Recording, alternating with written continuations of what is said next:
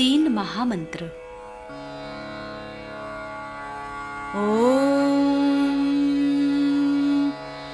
त्वमेव साक्षात् श्री महालक्ष्मी महासरस्वती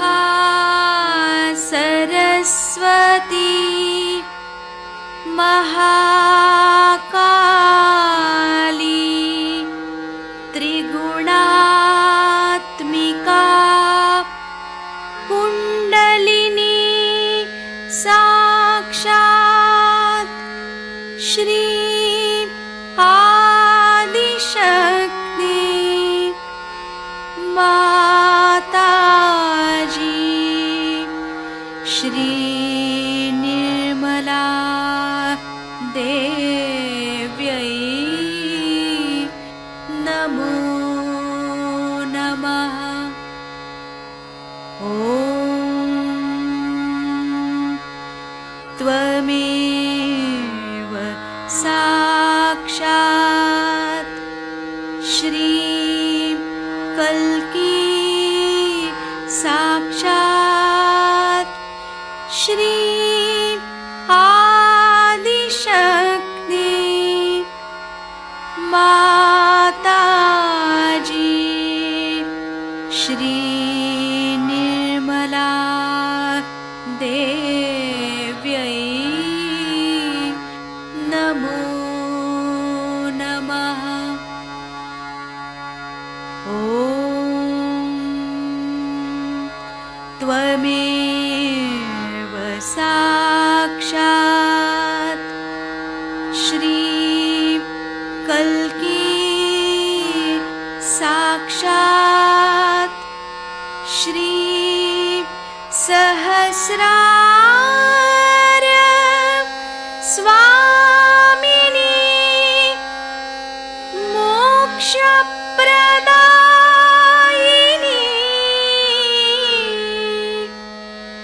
माताजी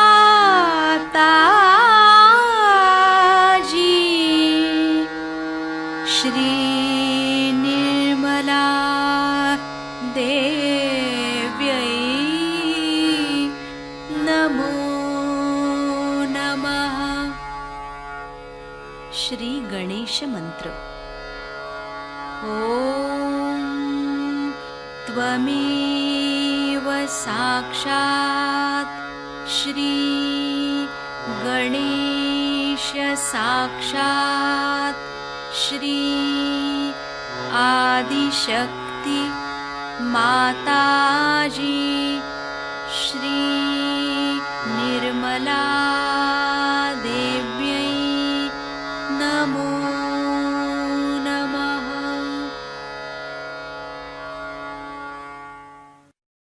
जय श्री माता जी।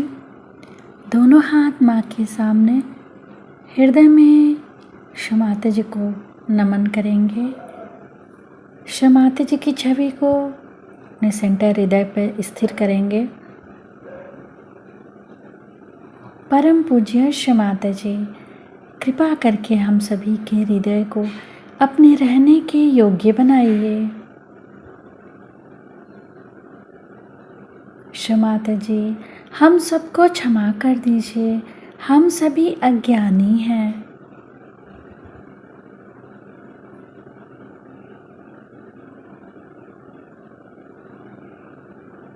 श्री माता जी, हमारे इस हृदय को और पावन कीजिए ताकि आप यहाँ आ सकें।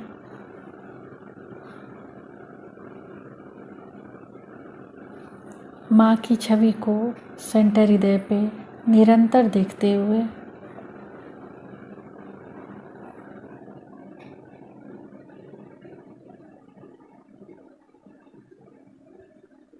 धीरे धीरे अपने संपूर्ण चित्त को दोनों हाथों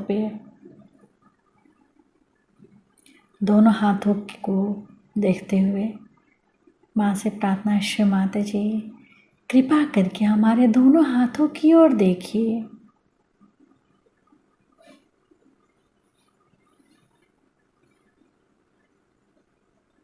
धीरे धीरे अपने संपूर्ण चित्त को सेंटर मूलाधार।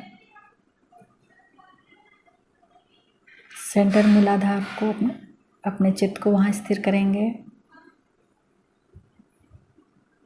श्री माता जी, आप ही तो श्री गौरी और गणेश हैं।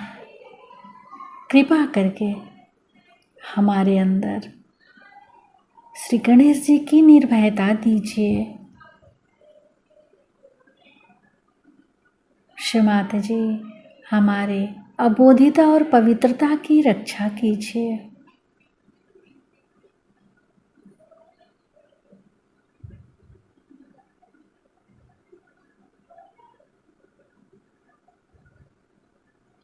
धीरे धीरे अपने संपूर्ण चित्त को सेंटर स्वादिष्ठान,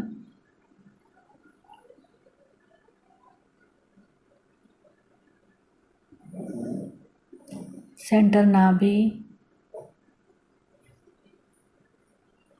पूरा भवसागर,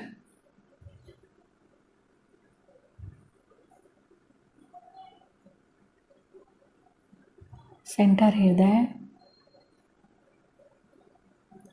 सेंटर विशुद्धि, फ्रंट आज्ञा। फ्रंट आज्ञा पर श्री निर्विचारिता मंत्र। ओम त्वमेव साक्षात् श्री निर्विचारिता साक्षात् श्री आदि शक्ति माता जी श्री निर्मला देव्यै नमो नमः।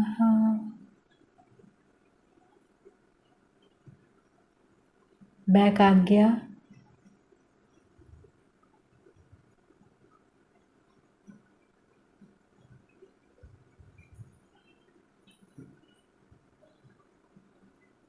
सहस्त्रार।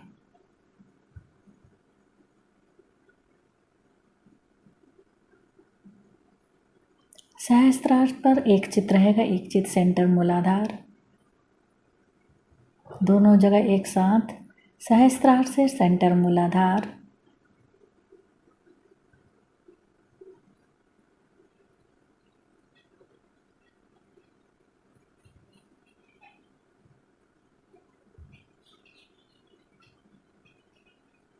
अब अपने संपूर्ण चित्त को सहस्त्रार पर रख के अमृतवाणी सुनेंगे। आदमी अपने जीवन को व्यर्थ करता है और उसके बाद देखते हैं कि जिनके लिए इतना किया वही आपके दुश्मन है, वही आपको सता रहे हैं, सबसे ज़्यादा दुख वही दे रहे हैं। और आपको और भी ज़्यादा दुख इसलिए होता है कि इन्हीं के लिए हमने इतना किया और इन्होंने हमारे लिए किए। अगर किसी के ऊपर ज़रा सा उपकार किया और उन्होंने आपको तकलीफ दी तो और भी दुख लगता है कि बाबा इसके लिए इतना करने पर इसने ये किया।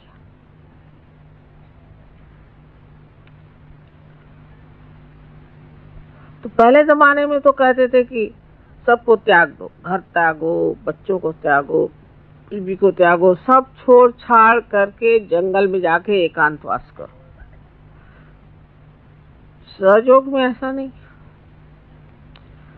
सहयोग में यह है किसी को नहीं त्यागना है, सबको अपनाना है। क्योंकि सहयोग एक व्यक्तिगत कार्य नहीं कि आप जाके एकांत में बैठ गए और तपस्या की और बड़े ऊंचे हो गए तो क्या फायदा हुआ, आप अवधूत बन गए तो क्या फायदा हुआ। हाँ ठीक, एक ऐसा आदमी हो तो अच्छे भाषण दे सकता है,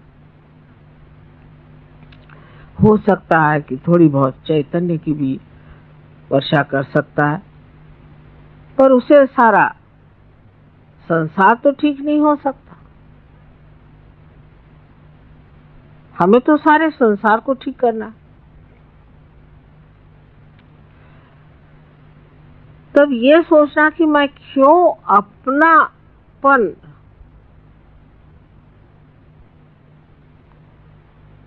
सिर्फ थोड़े ही सीमित लोगों में रहता हूं। और उसके भी वजह, एक साथ थे वो कहने वो मुझे बहुत अच्छे लगते हैं। मैंने कहा क्यों? कहने उनके बाल बहुत अच्छे। तो मैंने कहा कि आपको बाल अच्छे लगते कि वो अच्छे लगते? फिर कोई कहेंगे कि साहब वो उनका हमारे साथ बर्ताव बहुत अच्छा है। कोई अगर मीठी मीठी बातें करते तो वो अच्छे लगते हैं, कोई अगर ऐसे कपड़े पहनते तो वो अच्छे लगते हैं। फिर ये हमारे दिल्ली के रहने वाले हैं, फिर दिल्ली के बाद होगा कि नहीं भाई दिल्ली में तो रहते हैं पर ये पुरानी दिल्ली वाले हैं तो और भी नजदीक। फिर ये सब्जी मंडी के, फिर सब्जी मंडी में जो हमारा बैल हमने जिससे खरीदा था उससे इन्होंने बैल खरीदा तो और भी नजदीक होगा। और पता नहीं और कहाँ तक चलता है कि इनका नाई और हमारा नाई एक।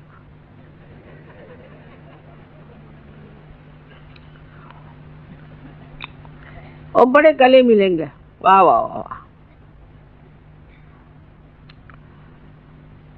नहीं तो ये बम्बई वाले हैं, दिल्ली वाले हैं, ये फलाने हैं, ये ठिकाने हैं, ये। अरे आप अब विश्व के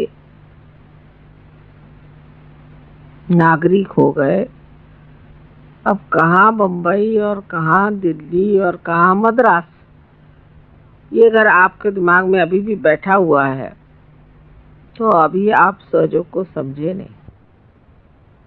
तो फिर बराबर समझ में आएगा कि किसे क्या समझना चाहिए, किसके साथ क्या करना चाहिए और अछूता कैसे रहना चाहिए।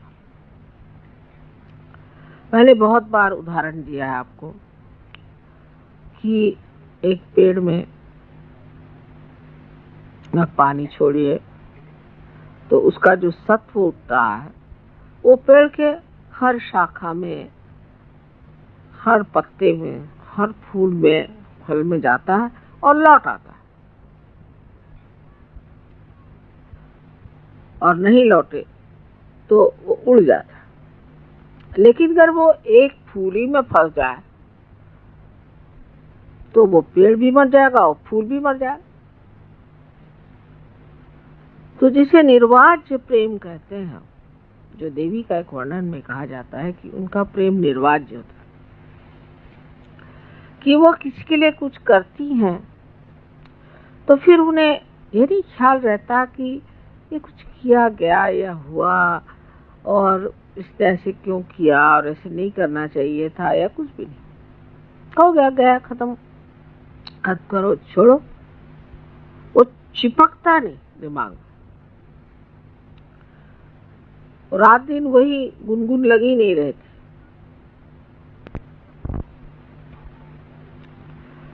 कोई भी चीज में उलझता नहीं मन, क्योंकि वो करुणा के सागर में लीन हो गया। और करुणा के सागर में जो लीन हो जाता है वो बस अब कोई आ गया, उसको कोई तकलीफ लगता है, बाबा इसकी तकलीफ ठीक कर दो। अब वो जाकर के बाद में छुरा लेके भी आए, चाहे कुछ करे, ये विचार नहीं आता। तकलीफ है ना, अब ठीक कर दीजिए, इनको ये परेशानी ठीक कर दीजिए। हालांकि मैं जानती हूँ कि कोई कोई परेशानियों में कोई अर्थ नहीं है, लेकिन तो भी बहुत गंभीरता से उसको सुनती हूँ कि भाई क्या परेशानी बताओ, हाँ फिर ऐसा है तो फलाना है। छोटी छोटी चीजें भी कोई बताए। अपने अपने दायरे से लोग मिलते हैं, उनके दायरे में मैं नहीं उतर पाती, अगर वो मेरे दायरे में नहीं उतर पा रहे हैं तो ये उनका दोष नहीं, उनको उतरना चाहिए।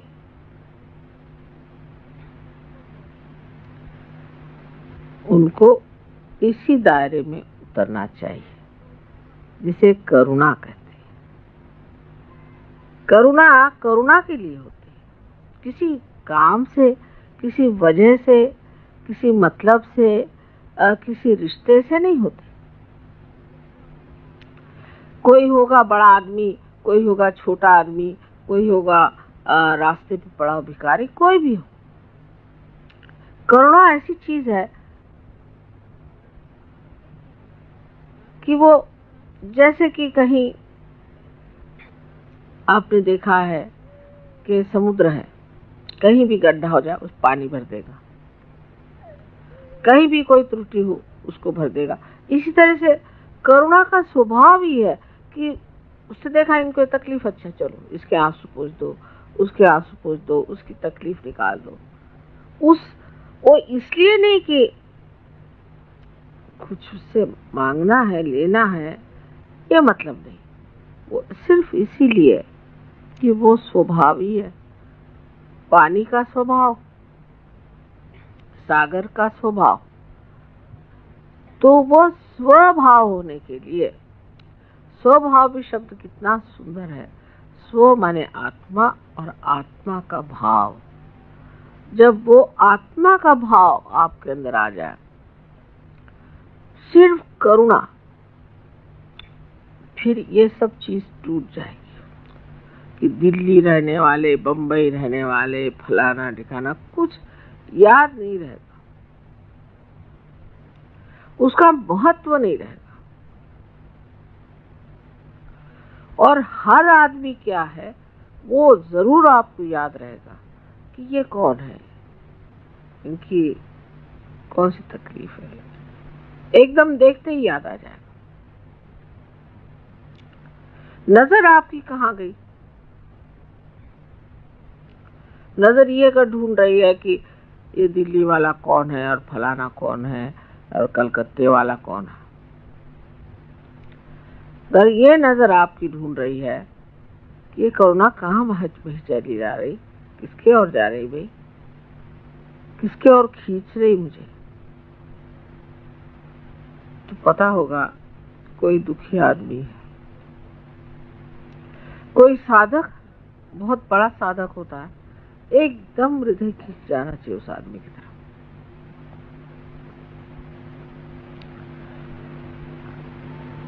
और ये करुणा ही सब आपको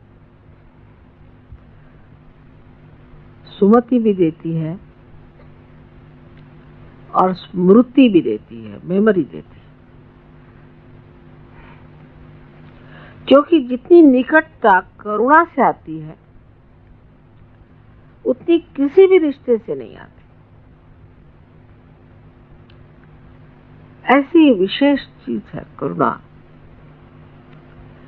और इस करुणा में अपने को लीन कर लेना, इस ममत्व को लीन कर लेना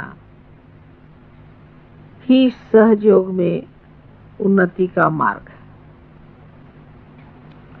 क्योंकि मैंने कभी नहीं कहा कि आप अपने बाल बच्चे छोड़ दो, घर छोड़ दो और घर से निकल के अपना जितना पैसा कौड़ी मुझे ला के दे दो। घर बेच दो, बीवी को भी बेच दो, बच्चों को बेच दो, सब पैसा मुझे दे दो। ऐसा ही कहते हैं ना साधु संत जो आजकल निकले। लेकिन इनके उल्टे सहयोग है। आप जैसे भी हो, जहां भी हो, अंदर ही अंदर बढ़ते जाओ। वो अंदर देखे बगैर तो नहीं होगा। फिर ये सोचना है कि क्या मैं करुणामय हूं?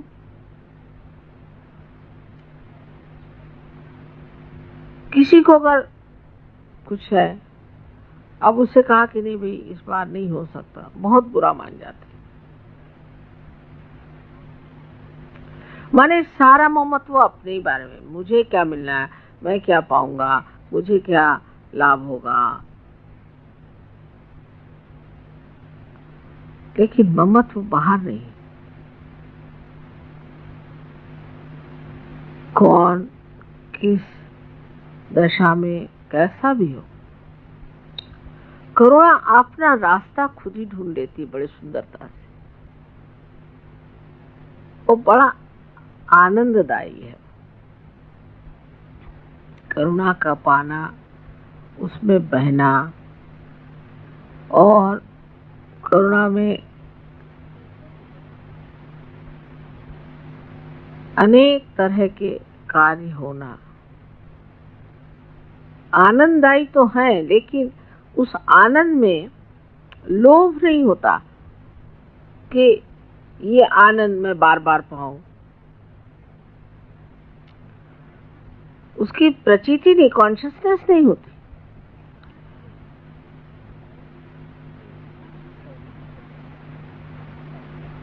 कर दिया, हो गया। जैसे संगीत को सुन लिया, मजा आ गया, वहीं खत्म हो गया। उसी तरह से कोई काम है, कर दिया, खत्म, लीन हो जाती चीज। अब चौथी जो हमारे अंदर नाड़ी है, वो अत्यंत महत्वपूर्ण है हृदय में। और वो चौथी नाड़ी कुंडलिनी के जागरण से ही जागृत होती है और लेफ्ट विशुद्धि से निकल के और मस्तिष्क पे जा करके कमल को खिलाती है। जब हमारा चित्त इन सब चीजों में लीन हो जाता है, तो जैसे कि इस कमल में जीव आ जाता हो या इसमें कोई शक्ति आ जाती हो, या ऐसा समझ लीजिए कि जैसे कोई एक पौधे में पानी पड़ जाए तो वो जैसे अपने आप बढ़ता है, इसी प्रकार ऐसा शुद्ध चित्त जिस मनुष्य का हो जाता है, उसके हृदय की कली खिलती है और वो कमल रूप होकर के सहस्त्रार में छा जाती। फिर उसका सौरभ, उसका सुगंध चारों ओर फैलता है और ऐसा मनुष्य एकदम नतमस्तक हो जाता है, एकदम नतमस्तक होकर के सबके सामने झुका रहता है। कोई अगर कहता है कि आपने बड़ा मेरा काम कर दिया, बड़ा ये चमत्कार कर दिया,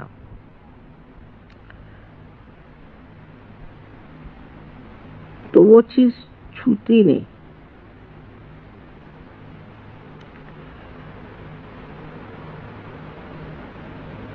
जैसे कि आनंद की लहरें बाहर की ओर तट पे जाकर के नाद करती हैं, किंतु वापस नहीं लौटती, उसी प्रकार जिस मनुष्य की ये स्थिति हो जाती है, उसका सारा कार्य बाहर निनाद करता है, आवाज करता है, उसका असर बाहर दिखाई देता है तट पर, उसके अंदर इसका कोई भी परिणाम नहीं आता, ख्याल भी नहीं आता, विचार भी नहीं आता। अब आप लोग कभी कभी, अभी आपने आगत स्वागत गाना शुरू किया तो मैंने सोचा किसी और का कर रहे क्या, मैं इधर उधर देख रही थी किसके लिए गा रहे हैं, किसका स्वागत कर रहे हैं। मुझे डर लगता है कभी मैं भी आपके साथ न गाने लग जाऊं। तो भी आप लोग मेरा जय जयकार करते हैं, तब तो मुझे बहुत ज्यादा डर लगता है कि मैं भी नहीं कहीं जय माता जी शुरू कर दूं। वाकई ऐसे छूता नहीं। जो भी आप कहते हैं, जो भी आपके निनाद हैं, वो और दूसरे तट पे जाकर छू जाएंगे, मेरे तक छूते ही नहीं, मुझे आते ही नहीं। हाँ, उससे हो सकता है कि अंदर बैठे हुए देवी देवताएं खुश हो जाएं और वो चैतन्य को बहाए या कुछ करे, उस तट पर पहुंच सकता है। पर जहां तक मेरा सवाल है, मुझे कुछ उसका आभास भी कभी नहीं होता कि आप मेरे जय जयकार गा रहे हैं, तो मैं शायद वहां हूं ही नहीं।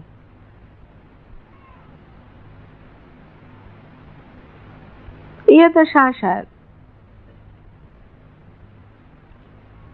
अभी इतनी पोषक न हो आप लोगों के लिए, लेकिन एक बात जरूर है कि आप जब स्तुति गाते हैं, देवता खुश होते हैं, आपके अंदर के देवता भी प्रसन्न हो जाते हैं और आपके लिए अनंत राशि से, अनंत नाड़ियों से कितने तो भी तेज पुंज ऐसे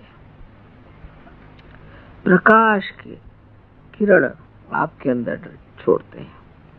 आपने फोटोग्राफ्स में देखा होगा ये कितनी मेहनत करते हैं आपके लिए। तो आपके लिए भी बहुत आवश्यक है कि वो जब इतनी हमारे लिए मेहनत कर रहे हैं तो हमें भी इस शुद्धता को पाना चाहिए। तो पहले जो शरीर हम इसको धिक्कार रहे हैं, जिसको हम मान नहीं रहे हैं, वही शरीर जा करके एक यज्ञ हो जाता है। यज्ञ माने ऐसे कि अब हमारा शरीर है, हो रही तकलीफ, तो ये तो तकलीफ होनी है क्योंकि ये यज्ञ है ना।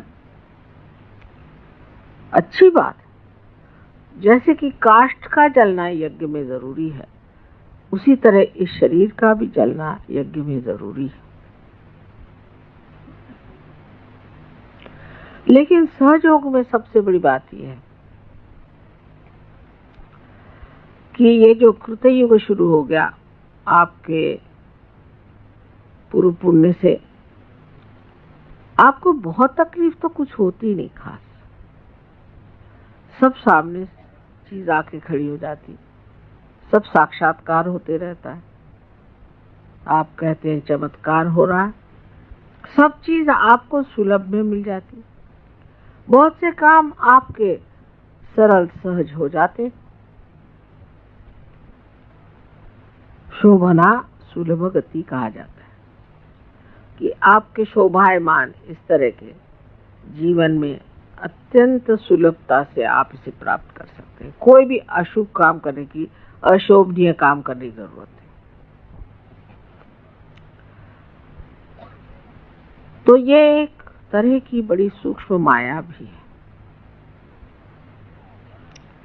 कि उसमें ये नहीं सोचना चाहिए कि ये सारे चमत्कार हमारे लिए इसलिए हो रहे हैं क्योंकि हम कोई बड़े भारी सहयोगी हैं। लेकिन ये सोचना चाहिए कि ये चमत्कार इसलिए हो रहे हैं कि हमारे अंदर विश्वास परमात्मा के प्रति, शिव के प्रति और कुंडलिनी के प्रति दृढ़ हो जाए, इसलिए चमत्कार हो रहा है। और इसको दृढ़ता करने का कार्य यही है कि हम अपने चित्त को शुद्ध करें, क्योंकि शिव चित्त स्वरूप है। उनके चित्त की शक्ति को चित्ती कहते हैं। वो चित्त है। चित्त है माने कि जो चैतन्य चारों तरफ आप जानते हैं, उस चैतन्य का जो चित्त है वो शिव का प्रसाद है, वो शिव का तत्व है। माने सारे संसार में उनका चित्त फैला हुआ है। और जब आप कहते हैं कि चमत्कार हो गया, ये चीज घटित हो गई, तब ये जान लेना चाहिए कि ये जो चित्त है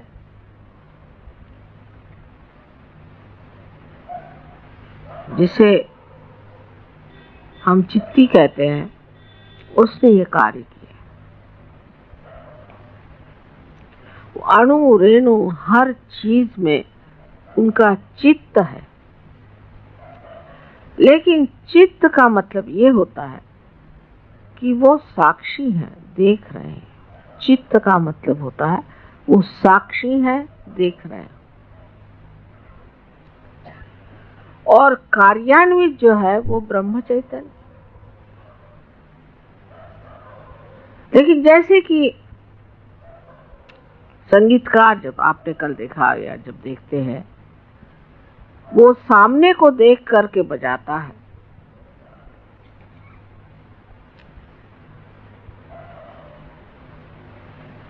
उसी प्रकार ब्रह्म चैतन्य उस चित्त की दृष्टि को देख करके ही कार्यान्वित होता है। उस दृष्टि को, उस चित्ती को ब्रह्म चैतन्य जानता है और वो इस कार्य को तब करता है जब उस चित्ती को देखकर उसे वो ठीक समझता है। जैसे अभी हम आते साथ एक साहब आए थे, एकदम से उन्होंने पानी माता जा रहे, मुझे देखते साथ एकदम हक पका गए। मुझे देखा, मैंने कुछ कहा नहीं, कुछ नहीं, सिर्फ मुझे देख करके एकदम सक पका गया। उसी प्रकार वो कुछ कहे या न कहे, क्योंकि ब्रह्म चैतन्य ये देवी की शक्ति है और वो कार्यान्वित है और वो उस देखने वाले को जानती है और उस शक्ति की पूरी समय यही लीला है कि उस एक देखने वाले को खुश रखना है। इसलिए कभी कभी आप कहते भी हैं कि माँ ऐसे गड़बड़ क्यों हो गया। वहां इसलिए हो गया कि वो जो चित्ती थी उसका रुख बदल गया था।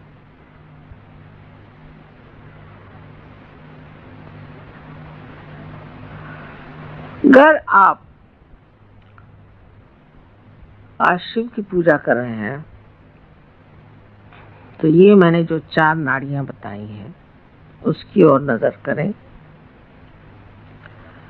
और जिस तरह से मैंने आपसे बताया है कि अपने को किस तरह से इन 4 चीजों में लीन कर लेना चाहिए चित्त को, ये कोई बड़ी गहन बात नहीं है लेकिन सूक्ष्म है।